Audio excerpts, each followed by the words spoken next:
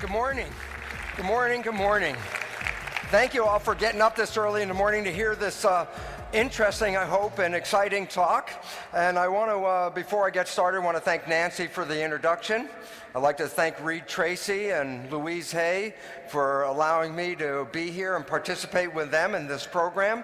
And I especially want to thank all of you, because all of you are here for a very important reason. You're all part of the new evolution. And I want to talk about the new evolution because we're facing it right now. And it's very interesting because it's one of those stories of good news, bad news. So let's start with the bad news first. The bad news is civilization as we know it is about to end. And the good news is civilization as we know it is about to end. Science has given us a very important fact that we should be mulling over, and that fact is this, that in the history of this planet, there have been 5 times where life essentially got wiped out and started all over again. We call these events mass extinction events. And what's very interesting is that science has recognized that we are now deep into the 6th mass extinction. The 5 previous mass extinctions were due to things like asteroids or comets hitting to the Earth, global freezing, issues with volcanoes, etc., like that. But what science has found out is that the extinction that we're facing right now, where we're losing species faster than ever before, think about this. Since 1950, we lost 90% of the fish in the ocean, the large fish in the ocean. 90% are already gone. That what we're talking about is an ocean in 30 years that will not have fish in it. And that's almost like a science fiction kind of story. And so these are the kinds of things that are going on in our world.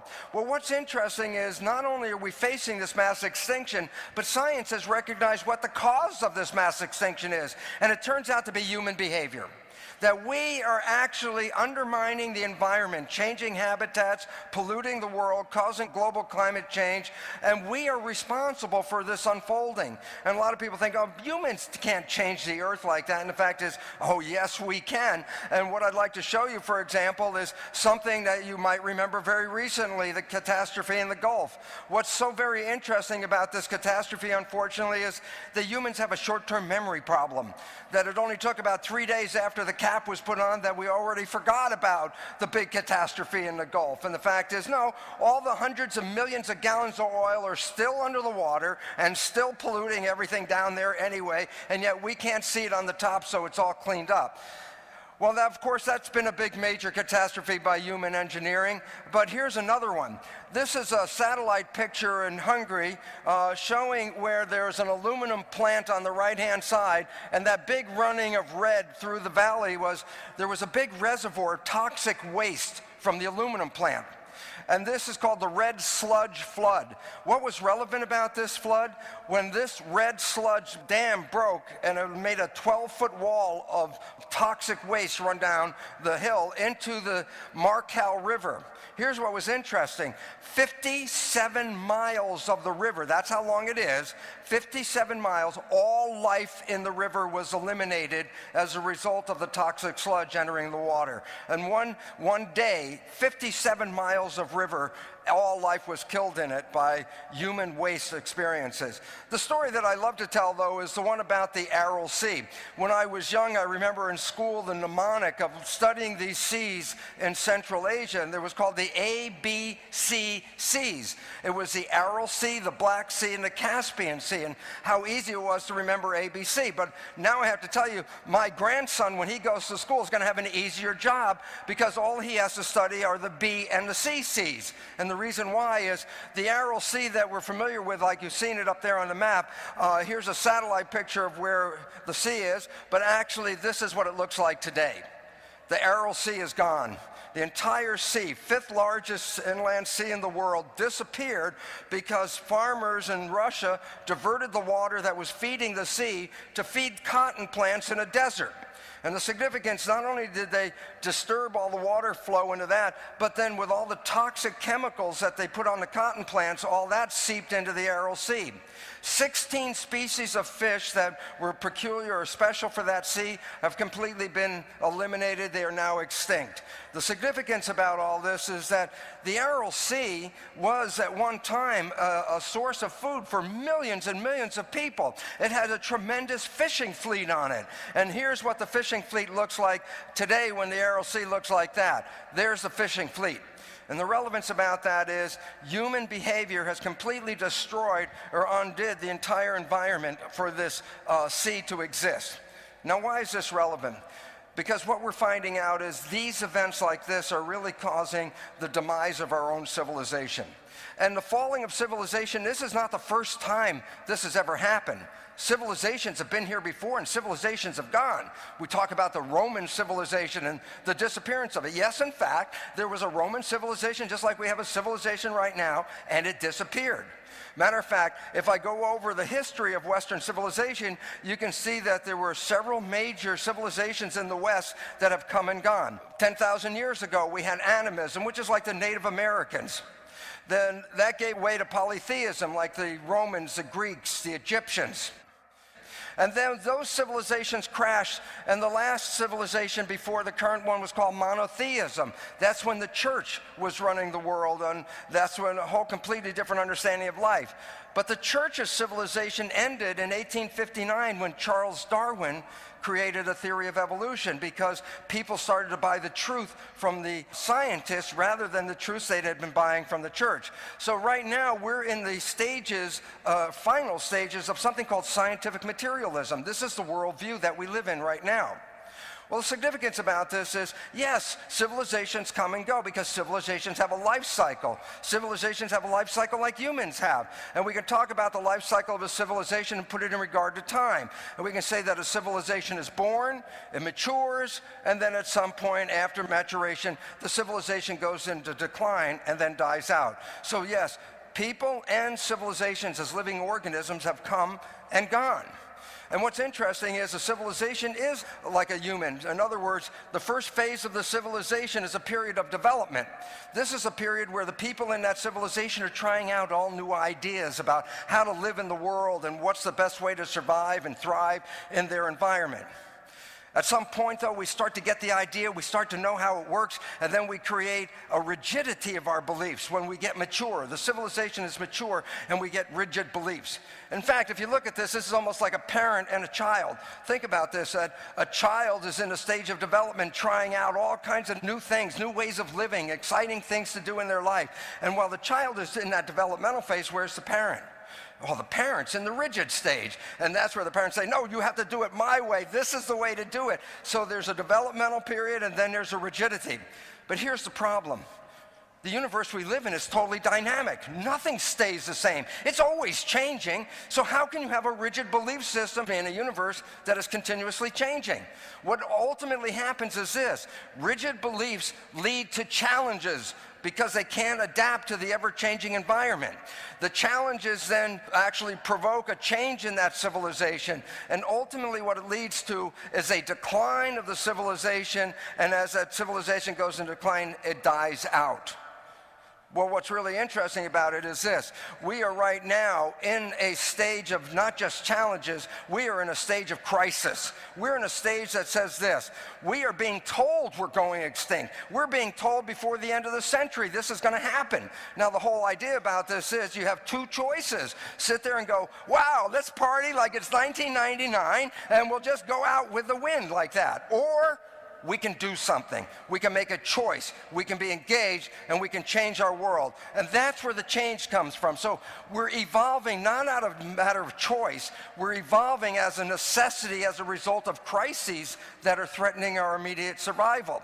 And what's interesting is when you have these crises like that, they're the result of the way we're thinking. And I love a quote from Albert Einstein. He says, we can't solve the problems by using the same kind of thinking we used when we created the problem. So basically what Einstein was saying was this. As we face the problems that we're getting into right now, we have to recognize the thinking we've been living with is the cause of the problems that we're facing. And as a result, we pull out of the old thinking and start to do new thinking. Those people that pull out and start to think in a different way are the foundation of the next level of civilization. Arnold Toynbee, the sociologist, called these new thinkers creative minorities. Another word that's more familiar is new thinkers are called cultural creatives. These are the people that are thinking about the new way to survive into the future. And here's the most fun part. If you're in this audience today, by definition, you are the cultural creatives of the new civilization. Thank you for being in this audience. And when you take these new ideas and we start to create a new world out of them, this is our opportunity to survive. Because if we don't do any changing, we already know where the system is going. And I say, well, what is it that causes or gives the civilization its characteristic beliefs? What is it that shapes the behavior of a civilization? And here's a simple answer. It's quite wonderful. Since time immemorial, 10,000 or more years ago, earliest people in civilization had very basic questions of life. They're called the perennial questions. The perennial questions are, how did we get here? Why are we here? And now that we're here, how do we make the best of it? Well, why this becomes important is this. Now listen to this. The answers to the questions constitute what we call the Basal Paradigm. Basal means fundamental, paradigm means idea blueprint. So its point is this. Whatever answers we accept for the questions shape the character because we build our behavior based on what the answers tell us. And the significance about this, there's two profound points now. Number one, whoever we buy the answers from, they become the truth provider of the civilization. Whoever we get the answers from, we also go to them to seek all the other knowledge that we want to know about the world that we live in. And number two, the answers that we do get are fundamental in shaping the behavior that we live with on this planet because we accept these answers as the mechanisms of life. Well, the responsibility for all this lies on the fact that we buy these belief systems. And when we buy these belief systems, we create behavior and truth providers. So just to go backwards, for example, let's talk about the previous civilization, which was called monotheism. Monotheism was the culture that lived by the following answers to the questions. How did we get here? Divine intervention. That's the picture on the Sistine Chapel of God and Adam and the two fingers coming together. God infused us with life. Why are we here according to that monotheistic approach? And the answer was, we're here to live out plays of morality. The monotheist belief is this, that this is a way station to someplace better. The other place, wherever that is not here, but it's up there somewhere where God and his firmament's lying around someplace, and they want us to believe in that civilization that living on the earth is just a test to see if you can go to the other place or not. And so basically, we're living out plays of morality. In fact, they so emphasize the spiritual plane that they talked about the earth and the physical realm that we live in as actually deterrents to go to that physical plane. The church used to tell people, listen, it's your material possessions that are keeping you here on the planet, when you basically should be not concerned with the material realm, you should be concerned with the spiritual realm. The church tried to help out, of course. What they did is they said to everybody, look, give us all your physical possessions and we will help you get to the other place. Basically, with the understanding that if we got to this other place, then we say, well, how would we live on this world in living out our plays of morality to see if we're worthy to go the other place? And the answer they provided us with is live by the laws of the Scripture. And so basically they said, here's how you live on the planet. You're only here, though, just for a test because we really want to see you go to the other place. But while you're here, follow the laws of the Bible. And this civilization lasted for a period of time, actually until Charles Darwin. And the reason why is when Charles Darwin came around and gave us a theory of evolution, people accepted the answers from science over the suggestions of how we got here from the church. The church gave us the Genesis story, the magic show, 7 days, and all of a sudden they put some humans on the top of the planet when it was all done. Here we are. And then science came, and in 1859, science gave us the answers that were different. And the answers from Darwin in this period of what is called scientific materialism, the answers from Darwin gave us a new way of looking at life. Because according to Darwin, how did we get here? Random genetic mutations. You go, well, how come people accepted that over Genesis? And the answer was very simple. Back in 1859, before there were Game Boys and TVs and movie theaters and all that, what did people do for entertainment? Well, they bred animals and plants. Well, the relevance about that, it was Darwin who said, when you breed two parents, the offspring have all the traits of the parents, and every now and then you get a weirdo in the offspring, in the litter. And what Darwin was saying is, what if you took those weirdos and bred them on, you would get new species. Well, for people who were raising plants and animals, that seemed like quite logical and obvious, more so than the story of God created it one day and there it all was. So people let go of the answers from the church. When the church provided the answers, the church was our truth provider. You want to get some answers about life, you go to the guy in the black coat and he would tell you the answers. But after 1859, we changed the answers. We bought into the Darwinian theory that we got here through random mutations. And you say, but why are we here according to science? And science had to go like, hey, look, it was an accident. These are random mutations. Since it was an accident, then there's absolutely no reason why we're here. So it's just a coincidence, and congratulate yourself for being the recipients of lucky genes that allowed you to be here at this moment. And then science came up with, how do you live on the planet? Well, this is where the profound change comes from. Because the church told us how we live on this planet. We live by the laws of the Bible. But once science came in, they gave us a new way of looking at how you live on this planet. And basically it says that you live by the laws of the jungle, meaning this, that life is a struggle, that every day you go out there and all the other organisms are trying to beat you to get ahead of you. So it says that you're in a continuous, eternal struggle for survival, and that you go out there and you fight for this competition. Well, what's really interesting about this, science told us that we have to go out and fight for the survival. But science doesn't have any morality to it. Science just says you win if you're alive at the end. So basically, science says we know what the end is, survival. But the means, how do you get to that survival?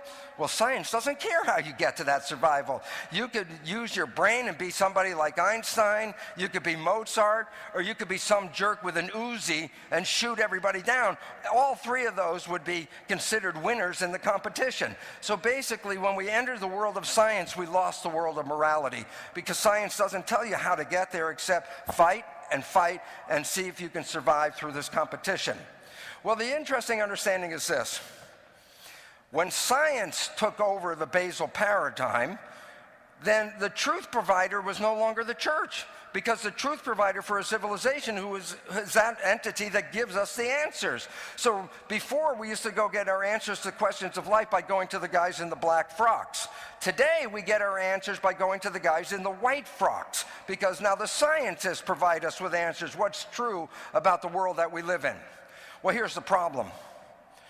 When the answers to the questions change, listen to this, it's a fact of life.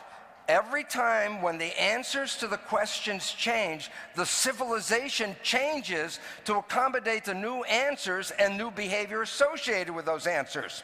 Well, yes, we're facing the end of our survival right now. We already know our extinction's written right on the wall. And the reason why, I'm going to tell you right now. 4 fundamental truths that we bought from science and built our life on, the way that we guide our world and guide ourselves in the world, we bought the answers from science. Well, let me tell you a fact.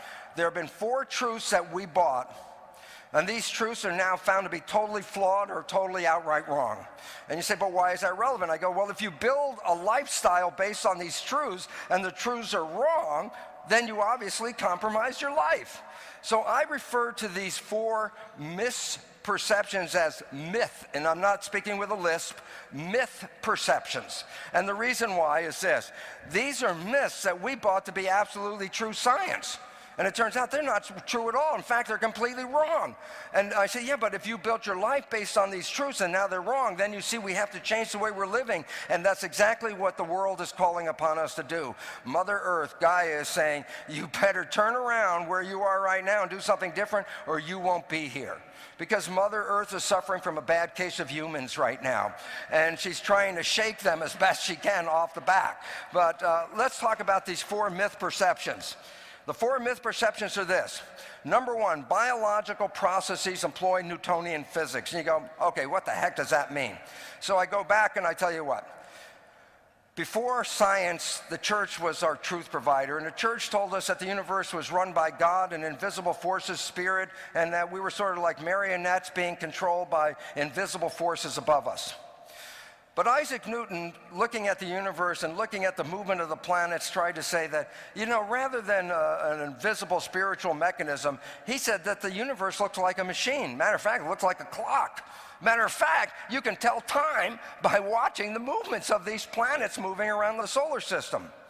So what did Isaac Newton do? He created mathematics to study the movement of the planets. And he put into those equations physical things like the mass of a planet, how fast the planet was moving, the direction and vector of that movement. And then what did he do? He was able to accurately predict the movements of the universe. And you go, well, that's nice. I go, it's a little bit more than nice, because science is based on predictability. Science says if you can predict it, then you understand it. And so basically, why was Isaac Newton so important in this understanding? Because here's what the fact was. Isaac Newton did not put God into the equation. Isaac Newton didn't put spirit into the equation. He said you can understand the universe by just looking at the physical universe. So don't need to invoke invisible forces. The universe is a machine. Well, if that's true, then understand this. As a machine, then it's the physical, mechanical parts that are important. That's exactly what Isaac Newton was reading when he was looking at the planets. So when science stepped in versus a previous stage when monotheism was running the show, monotheism was emphasizing spirit as the drive force. And science comes in and says, forget that spirit stuff. It's not really relevant to understand the machine. Isaac Newton writes the equation. He doesn't put God into the equation. He doesn't put spirit into the equation. And he understands the nature of the universe. So basically he says, you can understand the universe without God, without spirit. It's just a machine, but it's based on the material plane. In other words, the new science says, ignore the invisible, but focus on the visible world. Focus on the hard mechanical understanding. Well, everything in the universe is a machine. That includes the human being, and that's why medical profession looks at the body as a mechanism, like a vehicle, like a car. When you have a broken down part in your car, then they replace the parts. And basically, your body is a machine like everything else in the universe.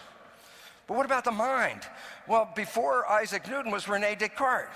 René Descartes came up and said, yeah, there's a mind and there's a body. Yeah, but the mind is not a physical substance. The mind is an energy. And so in Isaac Newton's world, energy and invisible forces are not relevant. So in science, after Isaac Newton, you separate the mind from the body. And that you ignore the vital forces, the energy is relevant. And then you look at the body as just a physical machine, take the mind out of the picture. What's really interesting is science said, well, let's study the physical realm, the human body. And science said, the mind, oh, that's the invisible metaphysical stuff. Give the mind to church. So religion worked on the mind and medicine worked on the body, and everybody was happy. And that caused a détente between evolving science and the formidable power of the church, which was controlling the world. Science said, we won't step on your territory. We leave you with all that invisible stuff. You can have that. We'll call that metaphysics. We'll study physics, which is the real science. So there was a separation. I said, well, what is the consequence? What does it mean to you and me if we buy the story that the world is a physical mechanism, as Newton says? How does it affect our culture? Well, number one, it goes like this. We focus on the material realm. That's all there is. We don't talk about the invisible stuff. We ignore all that stuff about spirit and all that information. We focus on the material plane, that's where everything is. That we actually, in a world based on Darwinian Theory, which we'll talk about, where we're in a competition for survival, then the question is this: if you live in a world of competition for survival, how would you know where you stand in the competition? Where are you in the hierarchy? Well, you mix that with a Newtonian vision. And you say, what? Newtonian vision says matter is what's important. So guess what? We live in a world where we take matter as an amount of stuff that tells us how we stand in the competition. The more matter you have, the higher you are in the hierarchy. The more you can plunder the earth and take stuff out of the earth and create Humvees and big cars and all that kind of stuff, the more matter you have, the more prestige you have, the higher you are in a hierarchy of competition. And so what have we done? We've destroyed the planet in order to show how powerful we are with all the material things we got. And that's all of a sudden one of the major causes of why the earth is falling apart. We also become disconnected from the spiritual realm. We call it, oh, that's just that extraneous stuff and don't worry about it. It has nothing to do with my physical reality. I am here. I am a machine. Give me enough money and parts. That's all I need. I don't care for anything. And so we disconnect and we lost spirituality as not being relevant in a scientific world. That we find that we are robotic devices and a machine, that we are genetically controlled robots. And why is that relevant? Because it takes your personality out of it. It takes your spirit out of it. And it says, you're just a meat machine and you're made out of genes and anything's wrong with you is something wrong with your physical machine, and that's why we use drugs. And I go, well, wait, is that absolutely true? When you and I went to school, we saw the atom as that structure on the left, marbles, ball bearings, little tiny solar system. It made sense in a physical universe to have a physical atom. And this is what we saw was the smallest part of the universe, an atom. But guess what? Around 1925, scientists figured out something. When they looked inside the atom, there wasn't any structure. The new atom, called the quantum atom, is what you see on the right side of the screen. And there's nothing wrong with the picture because it shows us here's what's important about quantum physics. The atom is made out of energy. If you look inside the atom, there's nothing physical in there. It's basically little nano tornadoes of force fields. So there's nothing physical in an atom. And you go, wait a minute. Wait, let me get this right. Atom is not physical. I go, yeah. But don't atoms make molecules? And I go, yeah. But then molecules, the big combinations of atoms, then they're made out of energy too. Yeah, I go, yeah, that's right. I say, but molecules make cells. Yeah, but that's true. So cells are actually made out of energy. And I go, yeah, and cells make us. And what you're looking at are energy beings. It's only the trick of the light that you actually physically see yourself, because it's only the light reflecting off of the energy. And the relevance about this spirituality becomes important because when we talk about physicists and we say, what do you call that energy? The energy that makes up atoms, the energy that the atoms are sitting in. We're immersed in a sea of energy. If you could see it, we'd be like in water of energy. It's all energy all around us. And I say, well, what do physicists call it? And I say, they call it the field. Physicists say the energy is called the field. I say, what does the field mean? And I give you the definition. The field represents invisible moving forces that shape the physical world. I go, the field, invisible moving forces that shape the physical world? Where did I hear something like that before? And I go, oh wait, the word spirit, I know what that means. Invisible moving forces that shape the physical world. And what we're beginning to find out right now is quantum physics and spirituality have come back to the same table and the same plane. We're back to the same reality, that it's the energy that's important. So science and spirituality are coming together at a very necessary time to give us a truth that we are spirit, we are the field, and we are all of that energy all together. I say, what's the role of that invisible force? Well, I'd like to illustrate it with a simple experiment. I take a piece of iron and a file, and I file that piece of iron and I make a little pile of iron dust, which we call iron filings. And I take those iron filings, put them in a salt shaker and sprinkle it on a piece of paper, and I get a random pile of iron filings. And if I throw away that pile and sprinkle it again, I get another random pile of iron filings. Every time I sprinkle the iron filings, just a random pile. But then I do something different. I buy a magnet. And I put a magnet underneath the piece of the paper. Now when I sprinkle the iron filings, look what I get. I get this beautiful structure called the image of the magnetic field. I say, throw away those iron filings, sprinkle it again. What do I get? I get the same pattern. Every time I do it, I get the same pattern. And I say, but where does the pattern come from? And the answer is very obvious. When I just sprinkled the iron filings, there was no pattern.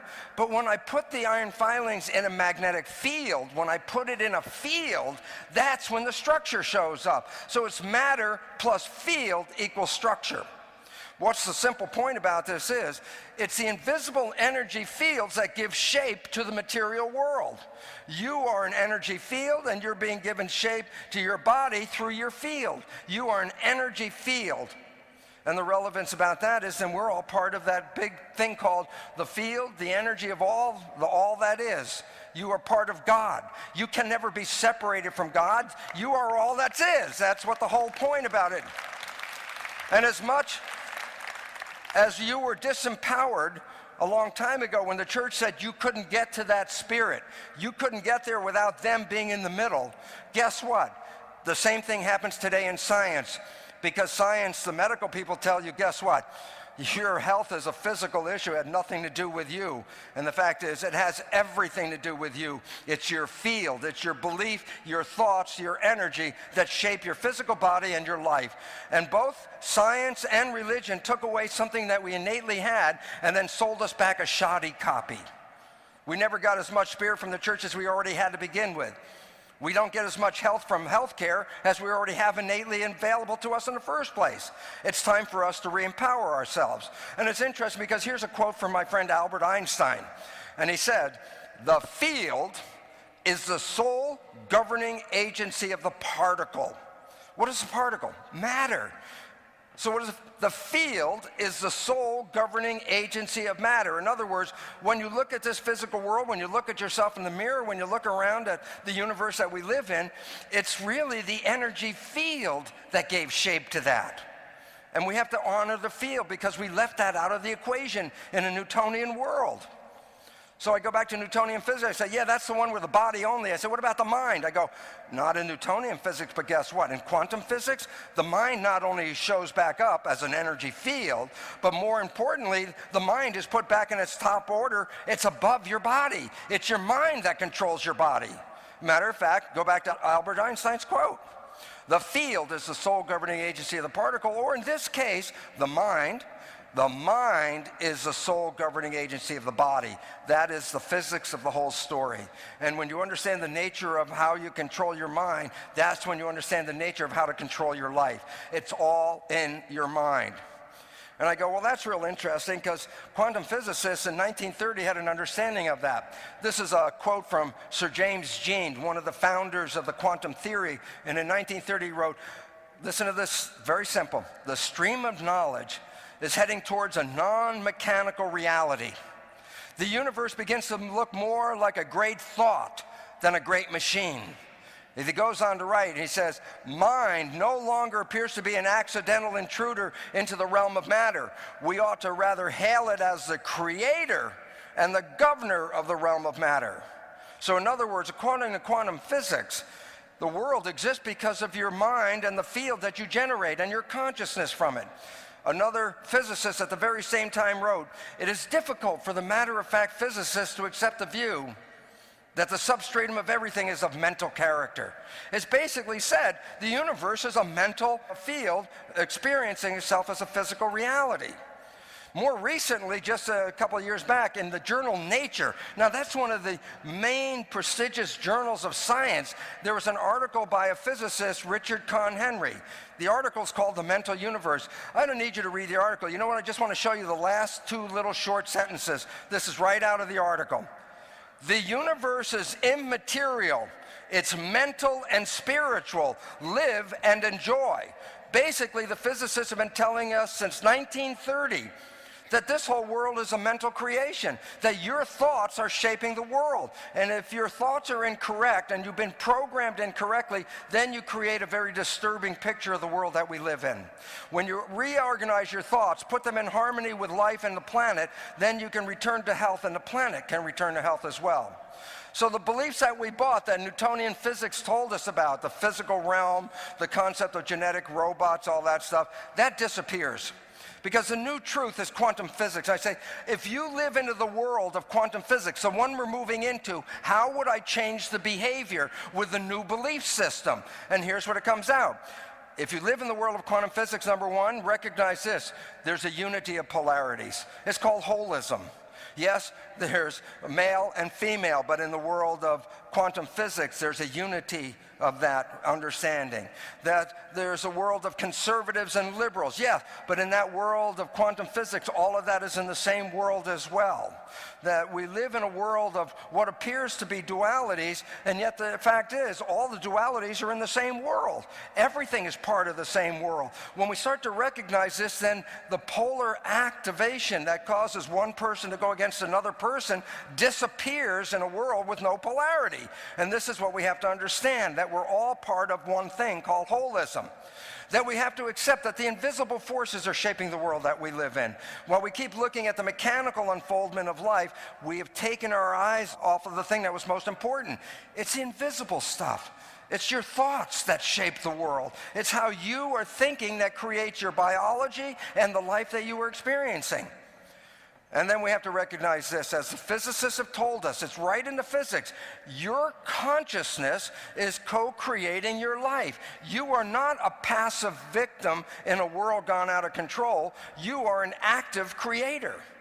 But unfortunately, you've been creating for other people's belief systems. Now it's time to get the beliefs back and create from a new foundation, a new ground of how truly powerful you are. Because each one of you is a spiritual creator of the life of which you are experiencing. Myth perception number 2. A belief that we've been living by is the belief that genes control our biology. This is that story ever since 1953 we bought it. I remember 1953, the day that the Watson and Crick discovery was reported in the newspaper. The entire front page of my newspaper in New York, big block print letters right across the entire page, secret of life discovered. That the DNA story filled in the last piece of the material universe and said, you are coming from your DNA. Your DNA contains your traits, your characteristics, and determines the character of your life. And we bought into that belief system. And I said, yeah, but what's the relevance of you buying into the belief that genes control your life? Well, here's the number one big issue. As the Life magazine article illustrates, were you born that way? What does it say? It says that your traits, your behavioral traits, your emotional traits, your physical traits, all these traits are controlled by genes. Well, why is that relevant? Well, first of all, it's not controlled by you. It's controlled by genes. I say, yeah, but where did the genes come from? Well, they say, oh, at the moment of birth, some genes came together in that egg and sperm and created your life. I go, well, as far as you know, did you pick these traits, these genes? As far as we know, no. I say, yeah, but if you don't like the traits that you got, that you have cancer running in your family, Alzheimer's running in your family, diabetes running in your family, and these got these genetic traits, and I say, did you pick them? You go, no, I didn't pick them. I say, can you change them if you don't like them? And they go, no, I can't change them. Well, wait, you didn't pick the things that control your life? You can't change the thing that controls your life? What does that make you? It makes you a victim. You're a victim of heredity. It's sort of like, well, listen, it's just running in my family. Now I have to live with it. You know, my father died when he was 51. My grandfather died when he was 49. I'm 52. I think I'm over the limit already. I should expect to die any day now. And this is the belief that we hold. We hold the belief that we are held captive and victim by our own genes, that it's running in the family. When you buy that, then what does it mean? What does it mean in the world that we live in if you buy that to be absolutely true? It means this. Number one, genes control your life. That you have no control. You are a passive victim inside a vehicle that goes awry if something goes wrong with the system, and you had nothing to do with it. Number two, that genes determine an organism's value.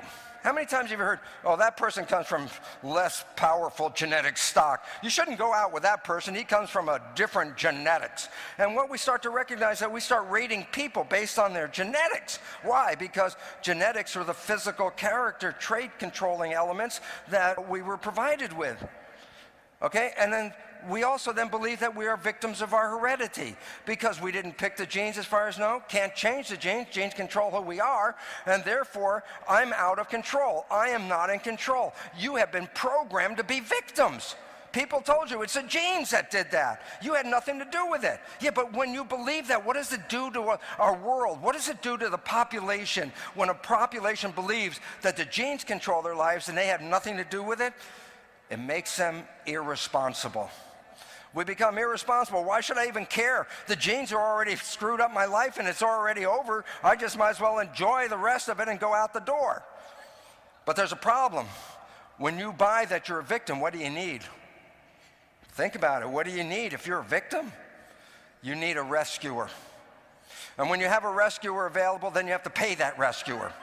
And when you pay that rescuer, they're there to, what? Help you get out of the problems. And I want to tell you something. If you just look at the current situation, in the United States today, we pay twice as much money for health care as almost all the other nations in the world, and we have about the sickest population that exists on the planet. So right away, there's a disconnect between how much money you pay and how much health you get. As a matter of fact, the more money you pay, the less health you get. Maybe that's a little insight and secret you should be looking at as to how you get away with this issue. But we bought it. We bought victim. I'm a victim. I can't do anything about it. Well, guess what? They did the Human Genome Project. It was the last project in biology because they figured we know how it works. The genes control it. All I need is a list of genes. If I get a list of genes, then what I can do is I can have a patient come in the office and say, yep, you got a problem, but I can genetically engineer you with some new genes. Somebody comes in the office and said, you know, I don't sing very well. Do you happen to have a Mozart gene in that cabinet? You can give me a Mozart gene. And basically, the concept of genetic engineering entered into our world, that we can change you by changing your genetics. So we did the Human Genome Project. And it was interesting because before the project got off the ground, they already knew they needed 150,000 genes minimum. You say, how did they know? And I'll tell you a simple reason. A gene is a blueprint to make a building block of the body called a protein. You have over 150,000 proteins. You need a gene to make a protein. So guess what? Do the math. 150,000 proteins, I must need 150,000 genes. And the most excited people in this were the pharmaceutical industry, because what they said, 150,000 genes means 150,000 new drugs. So they were so excited by the Human Genome Project, because they were going to patent every gene and then use it for research. Well, guess what? They complete the Genome Project. Yes, indeed, they patented every gene. You don't even own your own genes. Pharmaceutical companies own your genes. But you know what's interesting? Mother Nature doesn't like that. Mother Nature doesn't really care for people who do that kind of thing. So what does she do? She threw a monkey wrench in. And the monkey wrench, when the number of genes came in and the final tally, 23,000 genes. We're missing over 125,000 genes. And basically it turns out 23,000 genes is the same number of genes as some of the lowest, smallest organisms on this planet. So the whole belief that we are genetically superior turns out to be a fallacious argument. We have the same number of genes as smaller animals on the planet. Why is this relevant? Because the whole model is wrong. Meaning, if science says you need 150,000 genes, then science has a misunderstanding about how genes work, because there's only 23,000 genes. So here are all these scientists caught with their genes down going, oops, we made a mistake. But we invested so much money, we're not going to talk about the mistake because we just got way too much money into this stuff right now. So every day you still hear in the newspaper an article, a gene controls this and a gene controls that, and you're a victim because you got this gene. And it turns out all of that is false. There is no foundation for that. That it's a completely new science. The belief that genes control life led to the belief that the nucleus of the cell is the brain of the cell. And you say, well, what's the connection? I go, the genes in the cell are almost all in a structure called the nucleus. If the genes control life, then the nucleus represents the control center of life. And so we bought the belief, and it's in the textbooks right now. The nucleus is the brain of the cell because that's where the genes are that control stuff. I go, interesting story. What I say is I remove the brain from an organism, and guess what? As expected, the organism dies. And I go, wait. How about if I go into a cell and remove the nucleus, because the nucleus is the brain? This is a process called enucleation. I did a lot of this in my own research. And I say, well, what happens when you take out the brain of the cell? And the answer is nothing. The cell stays alive, the behavior is unaffected. Many cells can live for 2 or more months with no genes in it. So the belief that genes are controlling life is a total fallacious argument. Genes control nothing. I'm going to give you a fact. Genes are blueprints. They are absolutely blueprints. Why is that relevant? So I say, go to an architect's office. She's working on her blueprints over here, and you lean over her shoulder and you go, excuse me, are the blueprints you're working on, are they on or are they off? And she'll look at you like, what are you talking about? There's no on and off to a blueprint. Precisely. There is no on and off to a gene. A gene is a blueprint. And all the years you have bowed down at the temple of genes controlling your life when genes have no control. Genes can't control themselves. Genes have no self-actualization. Genes have no on, genes have no off. Genes have no awareness of what's needed, why it's needed, when it's needed. Why is this important? Well, you live in a whole world that says genes control everything. And it turns out genes control nothing. You control the genes. It's your mind and your perception that cause the genes to be selected, activated, and you can rewrite every gene in your body. You can create 30,000 variations of every gene in your body by the way you live your life. And so basically it says when you look at your health, it's not a reflection of your genes. When you're looking at your health, it's a reflection of your life, the way you are living it. It's a mirror for you. If you're not well, it's not because you're organically something wrong. If you're not well, you're not living in harmony with biology. And that's where the bottom line comes from. We are not victims of genes. Genes control nothing. The nucleus is not the brain. And the new science is called epigenetics. And what's the difference? Genetic control literally means control by genes. That's the science we've been living with. And I say, yeah, but what's epigenetic control? I want to say that little epi, that little three-letter prefix, that little prefix on the front, changes the entire world that we live in. For this reason, when I say genetic control, that means control by genes. That's what you believed in. You're the victim of your genes. But now I say epigenetic control, I go, what's the epi? Epi means above. When I say the word epidermis, that means the layer above the dermis, which is the skin. So now I say epigenetic control. I say, what does that mean? Control above the genes. Yes, the control is not in the genes. It was never in the genes. The control was in your perception of the world.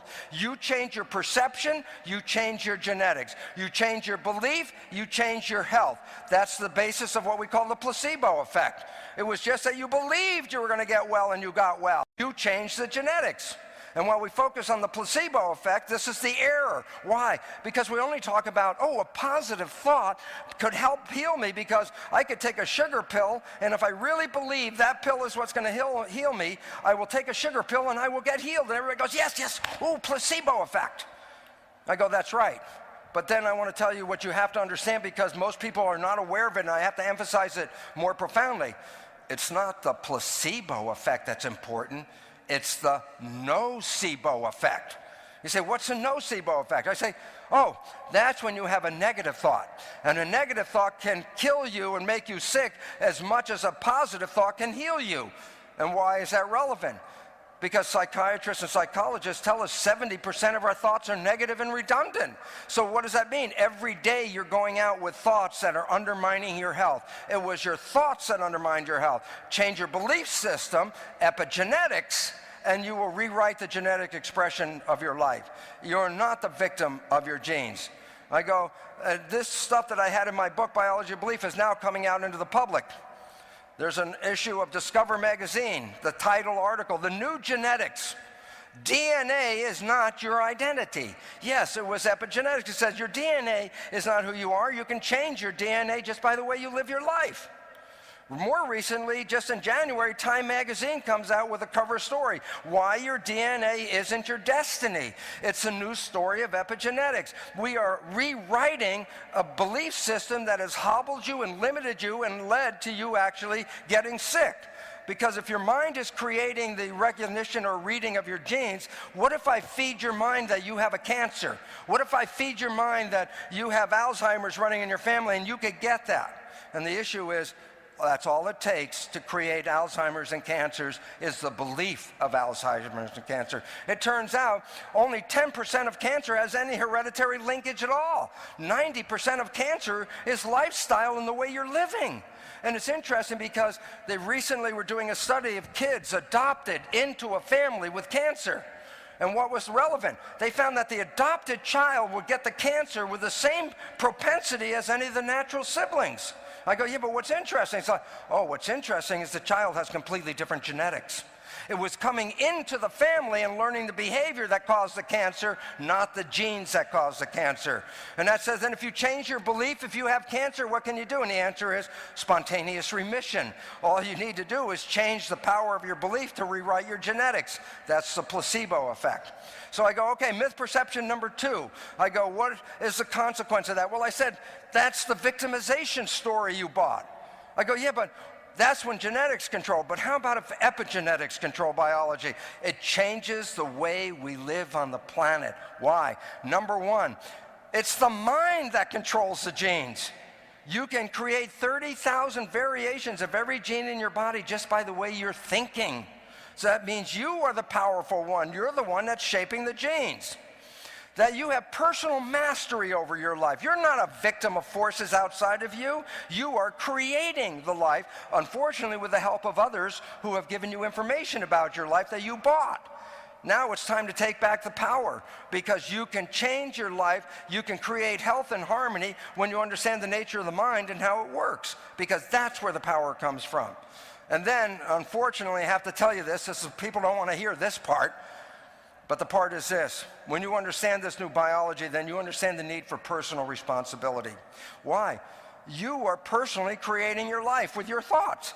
And therefore, rather than blaming our issues on genes, family, environment, and all that other stuff, it really comes down that we are the ones that are personally responsible. Now, this creates a problem for a lot of people, because I tell you, I say, yeah, but guess what? Your whole life you were controlling it yourself. And people say, well, they go back over their lives and they go, man, I don't want responsibility for that. There was so much sickness, illness, and so much rage and so much problems. It had to be the genes. It's not me. And then I say, no, it's you. And then a lot of people say, I can't buy it.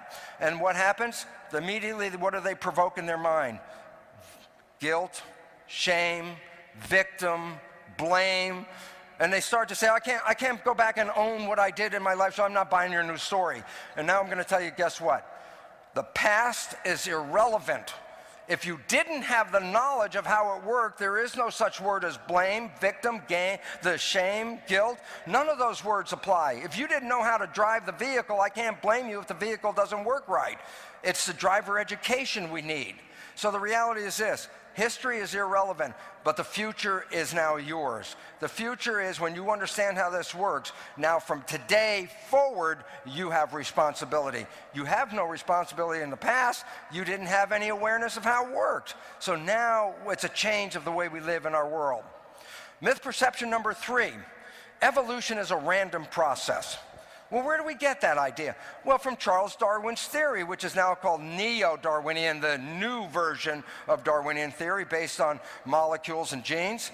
And there are only 2 steps in evolution: A, random mutation, followed by B, natural selection. The step A, random mutation, means this: when the cells are dividing, sometimes they make an accident in copying the genetic material, and that causes a mutation. And so it was an accident, it wasn't an intention. So I say, well, how do these mutations occur? Just an accident. Well, if that's an accident, then that means something about how we live on the planet. Because I say, then why are we here on this planet? And it says there is no purpose for our existence on this planet. It was just a bunch of accidents.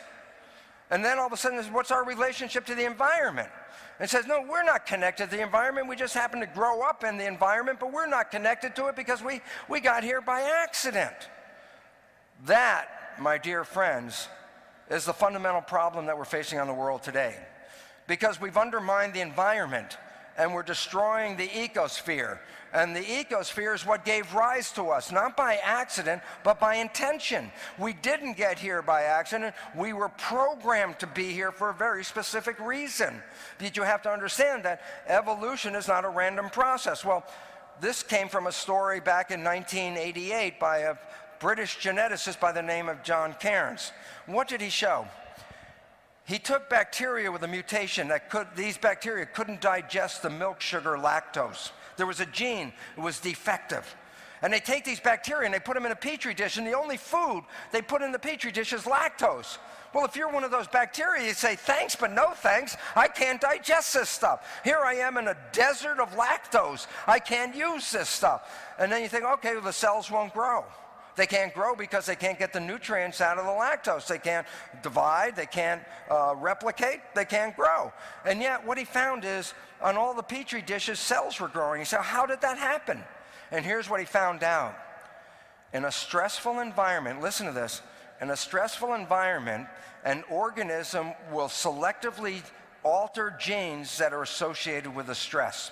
Anything that is particularly connected to a stress, the system will try to alter the genes to eliminate the stress. So what was the point? Bacteria mutated the bad gene back into a good gene. But it didn't just mutate everything. It actually picked which gene it wanted to mutate. The most primitive organism on the planet can select which gene it needs to modify, to mutate, to accommodate the environment. You say, wow. Well, in other words, the organisms didn't have random mutations. They have what are called adaptive mutations.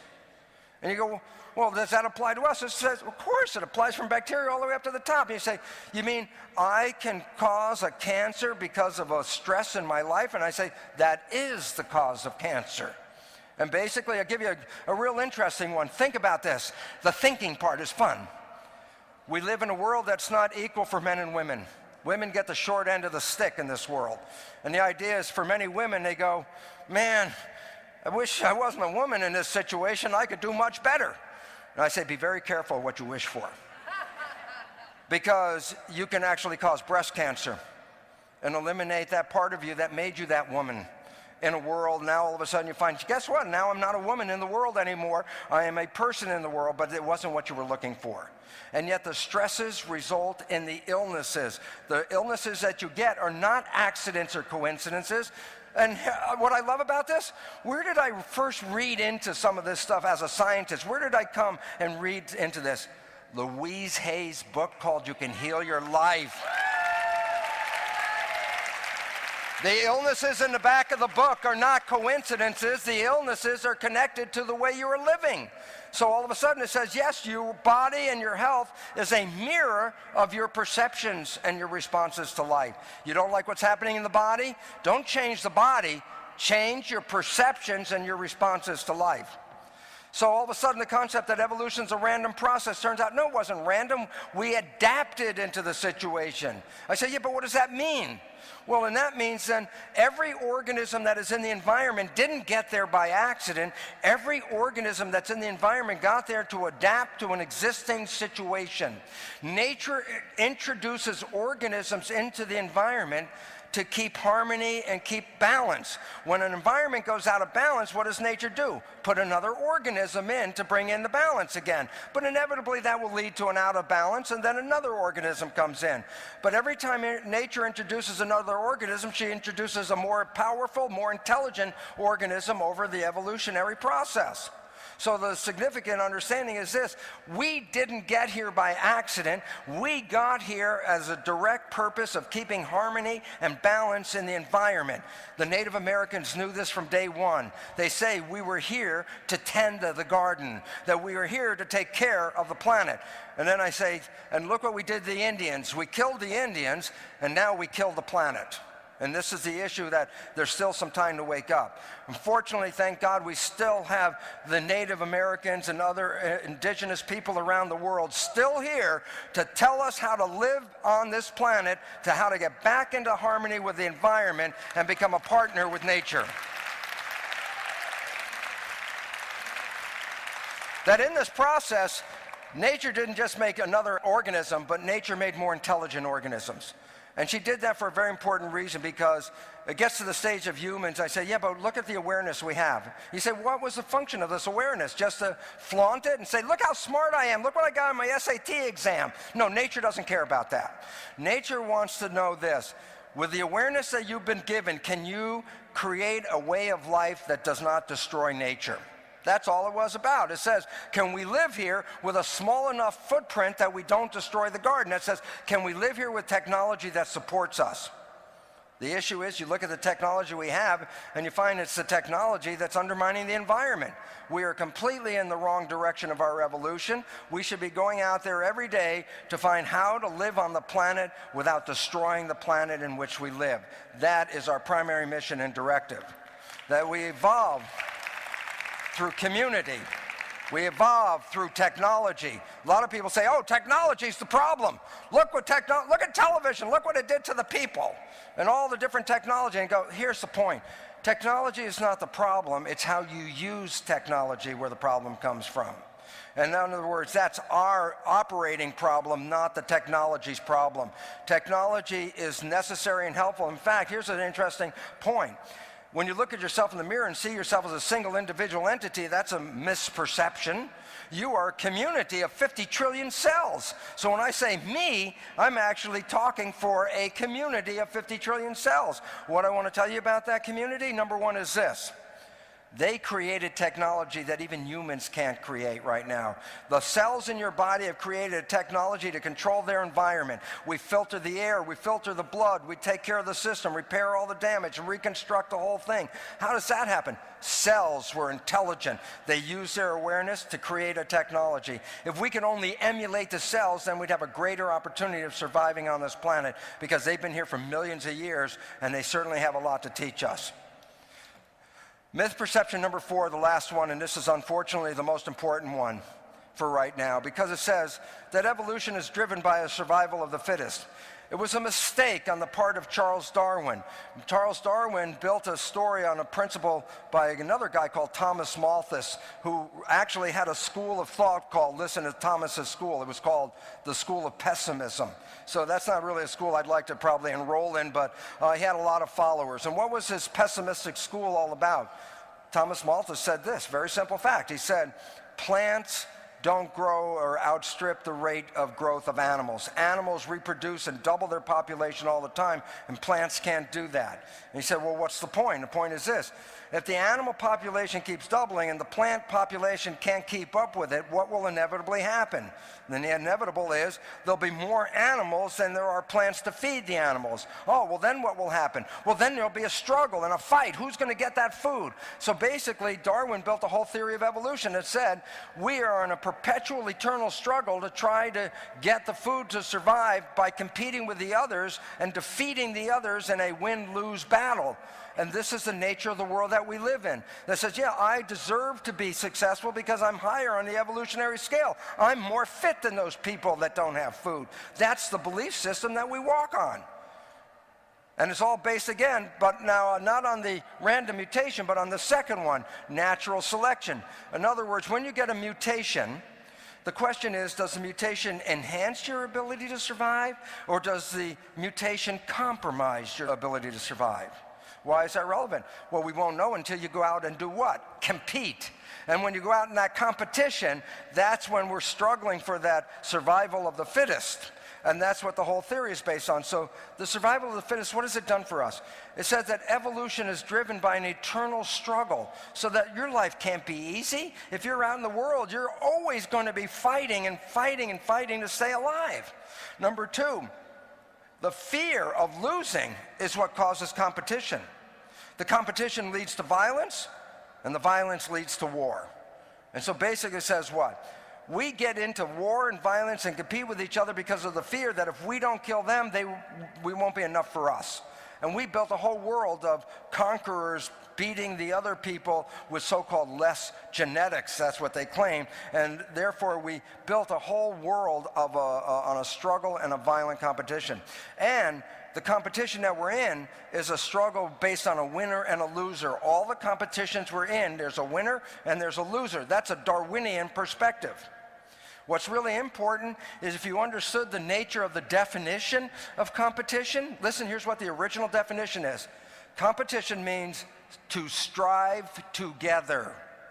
To strive together. That means if people are competing, yes, there's somebody's going to win the race, but that person that's winning the race is causing number 2 to try harder to win the race, and number 3 to try harder. Competition causes everybody to try harder, and yet we look at it, who won and who lost, and that wasn't what the point was. And so there's a new understanding, and this is an article, again, out of Nature by Timothy Lenton. Gaia and natural selection. Let me just tell you one sentence. That's all I need to show you. One sentence. Evolution is based upon species cooperation. Evolution is cooperation, not competition. Before humans were here, there was a cooperative thing called the garden. But since humans have been here, we've destroyed the garden. Because why? We're the only ones that are not cooperating with the world. And that is why nature is very much set upon us either learning our ways or eliminating us from the competition game by getting rid of humans on this planet. That's where we are right now, and that's what we're facing right now in the world that we live in.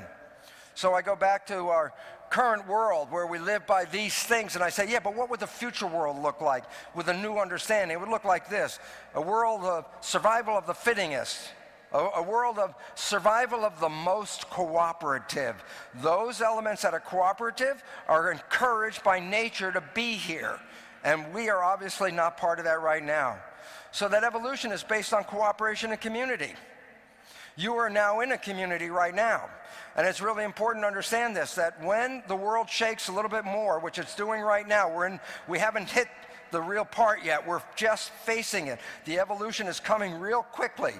But in this process of evolution, let me tell you the secret. Get into community. It's community that will allow you to survive when the world is in a state of upheaval. It's the cooperation of that community that is encouraged by nature. That the community life and the whole planet is driven by love and altruism. Even animals work together to help each other. Lower animals learn that if one helps the other, in exchange, that animal will get help back from the group again. All of them know that except for humans. We're the ones that don't know that. But the fact is what? When we start to learn to live in that love, when we start to learn that we do things for other because it will come back and help us, what we put out is returned, then we start to live in a completely different world. That the whole understanding is, as the Native Americans told us, that our evolution is based on our ability to live in harmony and in balance with nature. And that is the one thing that we completely undermine and keep destroying without really recognizing what and why we're doing it. And yet it's all that stuff that is actually causing us to come to the end. So if I look over the history of our evolution, I could tell you we've gone through different cycles right here. And it's not finished yet because we're about to come to an ending. And yet if I look at the cycles, what I can tell you is something very interesting. As we look at the cycles up here, we can see that we started with animism, where we believed that everything that was matter was also spiritual. The midpoint was the point of balance and harmony. And then we started to emphasize spirituality more. Polytheists created a bunch of gods. Monotheism said only one God, one spirit is not even on this planet. And then when we're in the monotheistic phase, we were so much engaged in the spiritual realm that we actually dismissed the material realm as being a problem in your life. If you got too infatuated with the material plane, you were not close enough to God. So we were told in that civilization, do not connect to this physical world because it'll take you away from your purpose of what? Going to the other place. We then passed through the midline, and we came back on the way down in a place called deism. And you say, what's deism all about? And here's what deism is all about. There was a philosophy back in the 1700s. It was called the Age of Enlightenment. I said, what was the Age of Enlightenment? Well, there was a philosophy that people could live in a utopian world, that we could live here and create a garden and live in harmony and love and all that beautiful vision, the Age of Enlightenment. I say, where did that philosophy come from? I go, oh, well, there were two primary philosophers, John Locke in England and another guy, Jean-Jacques Rousseau in France. And Rousseau was the one that gave us this utopian world. And I go, where did Rousseau get the idea of an enlightened utopian world? And here's the fun part, you ready? He studied the American Indians. He studied the American Indians, and he called them the noble savage. And he found how the Indians lived in harmony with each other, how there was the United States of Indians 500 years here in this country before the Europeans got here, that they lived in harmony with peace each other, that the people that came here from Europe were following the dream to become the American Indians themselves.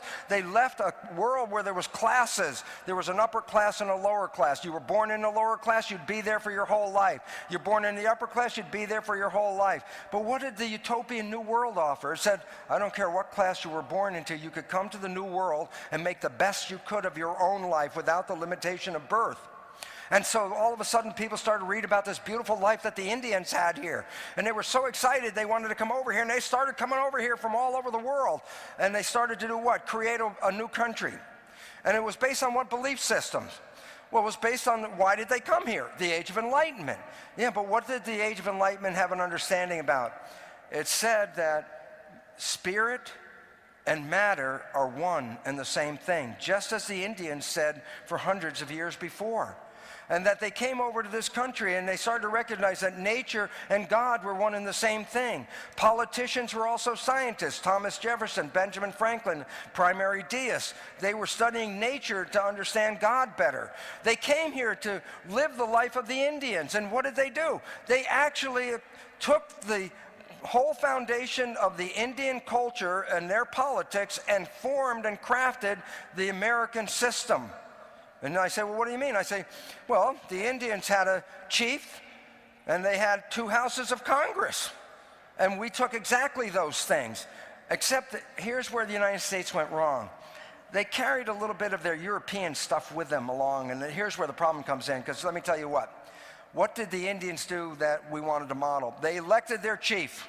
I go, yeah? How did the Indians do it? Only the women could vote. The women were wise. Yes, the women wanted a powerful leader, but they also wanted a benevolent leader, a kind leader that would support the community, not just who was the strongest one. That's what men elect. Then they formed a House of Representatives, because the Indians had a House of Representatives. And then they formed something called the Senate. And what was the Senate in the Indian world? It was called the Council of Grandmothers. Only grandmothers could be in that council. Why? Because they had the wisdom to declare war, to declare peace, to decide the future of their civilization. And that is why they came here to model the Indians, and yet they brought that European thing about women not being in that status. And they created almost an Indian nation, but the failure of handling the understanding about the power of women, the power of wisdom that women hold, the power of community that women represent, was left out of our government. And the leaving it out of the government left us in a continuous warring world where we elect chiefs that support war. And that's where we live today. And yet, we really have to come back to understand the Native Americans, for the simple understanding was this. The Native Americans were the ones that understood that nature and God were one and the same. That in fact, let me just add this while I got the platform for a second, because we're entering a Tea Party time. And the Tea Party people are the ones that say to us that this is a Christian nation, a theocracy. And I want to tell you something. They never read the Declaration of Independence. They didn't even read the first sentence. Because in the first sentence of the Declaration of Independence, it says, this nation was created in the name of nature and the God of nature. What does that mean?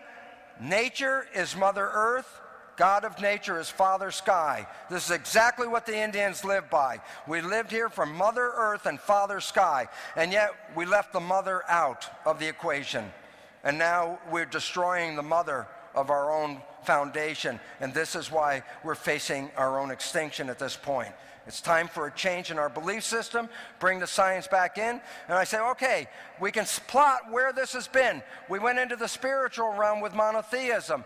We came into balance with deism. This should give you a few names again. I mentioned a couple. Who were the deists? George Washington, Thomas Jefferson, Benjamin Franklin, John Adams, Thomas Paine, and the list goes on. This country was founded by deists, and this is important. Why? Because the new science is the science of deism. The new science that says there's a spirit and there's a material world. You cannot separate the two. They are one and the same. But we left the balance point because at this point in 1859, Darwin gave us the scientific theory, and that's when we started to realize that bodies were composed out of DNA. And we hit the bottom of materialization in 1953 when we said, I know who you are. You're a genetic automaton. Genes control who you are. You happen to be like a backseat passenger in the vehicle of life, and you're sitting in the back of your own body going, geez, I wish it would go left, and sometimes it goes right. That's when you have to figure out you're not even in the front seat driving the vehicle. But the important understanding about this is that's where we were in 53. But look what happened when we hit around 2001 when the Genome Project was introduced. You say, well, what was happening? We started to go toward more spirituality. I said, how do you mean? How do I know that? And here's the point.